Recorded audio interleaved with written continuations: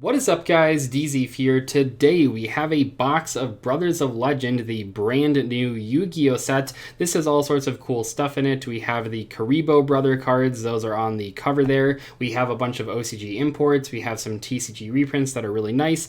And we have the Forbidden Droplet situation, which I'll talk about as we open these packs. But in today's video, I will open up this box for you guys. Today was the first day that official tournament stores were allowed to sell the set. But if you don't have an OTS near you, the set will be available on Friday everywhere else. Also, today is December 1st, so I put up some lights in the background, although I see that they're a little bit hard to see without the lights turned off. Give me 1 second here. I just wanted to show you guys these because I did just buy them. Okay, you can kind of see them there, and wait a second. Half of them are broken already? What the hell? Okay, well, because half of them are broken, we'll leave the lights on, but that is kind of disappointing. I bought those yesterday. They've been plugged in like 2 hours, and they're already broken. Oh man. Anyway, let's open up this box of Brothers of Legend here. Also, of course, I should mention that this set has Altergeist Pukari among other Altergeist cards.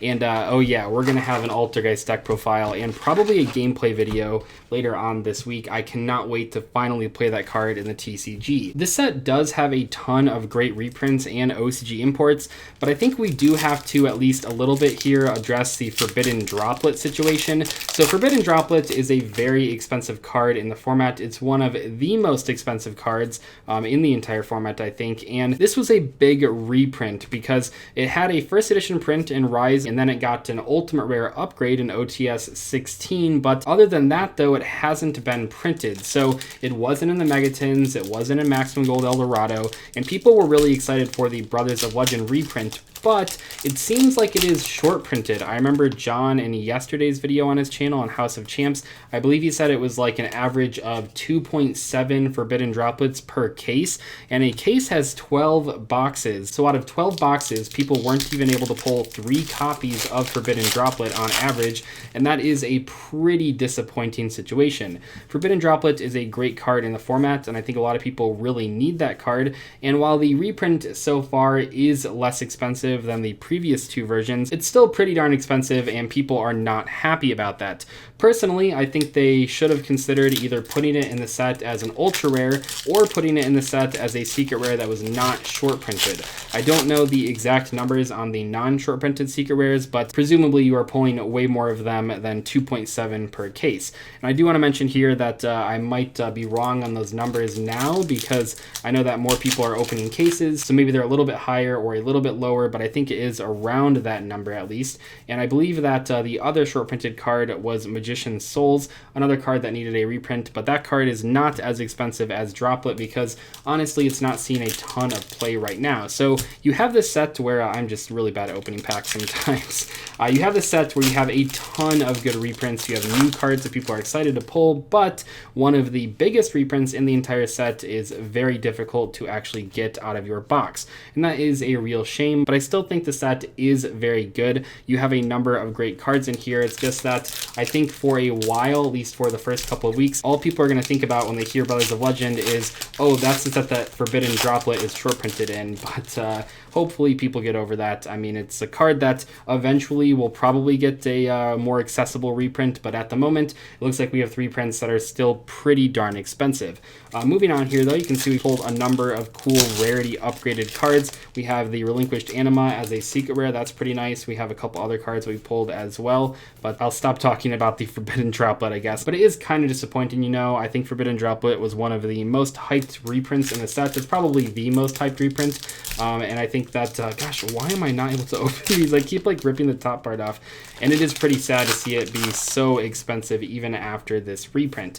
That being said, the set still has a ton of great reprints in here. I know people are really excited for Magician's Souls. Even if it is short printed, it is a lot less expensive than it was previously, but also cards like Adusted Gold and Malicious Bane, those are good reprints as well, and there's a ton of good rarity upgrades in here too. But also you have fun casual cards like Penguin Sword, but also like the Karibo cards too, which are really cool. I know a lot of people are going to try them out. We've been talking about Karibos on the channel a lot over the past few months, but Konami just keeps giving that deck support art, which is pretty exciting. Also in that pack, we pulled left and right hand shark. This set, by the way, does have the cards needed to, wait, we pulled 2 left hand shark. That's kind of wild. That was left and right hand. That's maybe even more rare. Who really knows? This set does have the cards needed to build that Exodia deck that I posted a few days ago. It has the right hand shark, it has Astral Karibo, and it has the map card to search some cards in your deck, mainly the Beautiful Princess. I actually feel like that's the only target in the deck for the map, but regardless, you can play that Exodia deck in the TCG now if you really want to. This was a cool reprint, number 89. This card was only a prize card in the TCG, and now we have it as just a secret rare out of the Brothers of Legend set. And I feel like this set is overall very good, even taking into account the Forbidden Droplet thing. But yeah, I think people are going to be pretty pissed about the set for a little while because of the Droplet short print. We have Nibiru. That's a pretty cool reprint. Kind of weird to see this card as a regular secret rare. Maybe like look at an alternate reality where Konami puts the card in a core set instead of a Megaton. But I do like the Prismatic secret rare from the Megaton that I've had for a while, so I'm probably not going to swap them out for those. But Nibiru is a card that needed reprints. It's a card that, even though it has multiple prints, it was still pretty darn expensive. So it is cool to see it in this set. D-Force there, a new card, I believe. But yeah, I think the set is good. I like a lot of the cards in here. Obviously, I'm a big fan of Altergeist Pukari, but even beyond that, there are a number of good rarity upgrades. The Red Eyes Fusion as an ultra rare is pretty cool. The Godarla finally getting its rarity upgrade is cool. The Downward Magician reprint is pretty nice. That card has a few prints, but it hasn't gotten reprinted in a while, and a lot of people are playing it right now for Zeus.